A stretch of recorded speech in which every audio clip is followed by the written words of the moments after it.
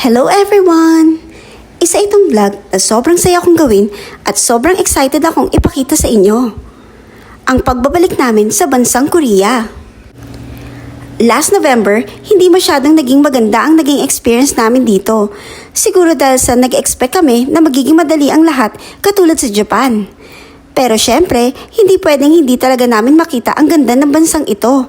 Kaya binigyan namin ulit ng chance. At hindi kami nagkamali. Sobrang daming magagandang lugar pala dito.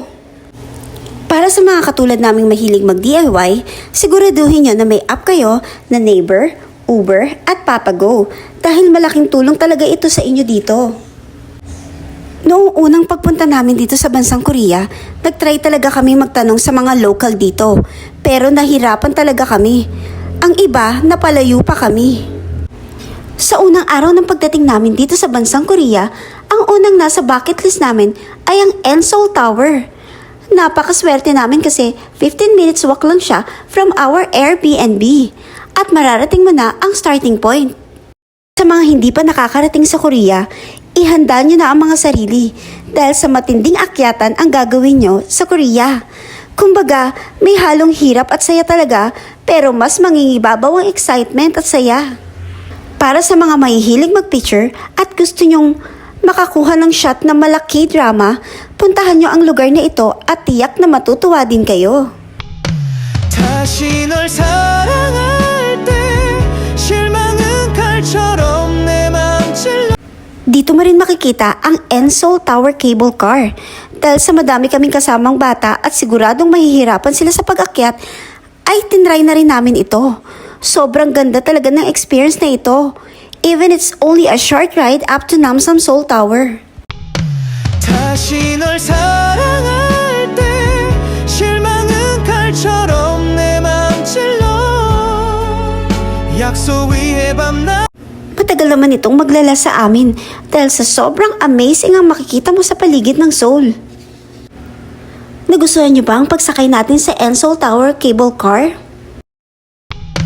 다시 널 사랑할 때 실망은 칼처럼 내 맘 찔러.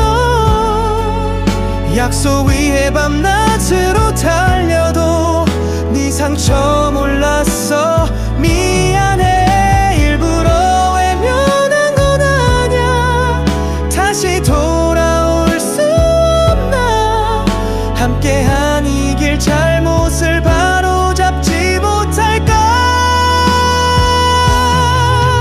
가장 외로울 땐 아무도 없고 가장 힘들 땐 네 용기조차 없어. 인생은 왜 이리 슬플까. 너 없는 세상은 마치 종말 같아. 사랑의 옳고 그름이 어딨는데 왜 너의 이해와 양보는 기다려지지 않는 거야.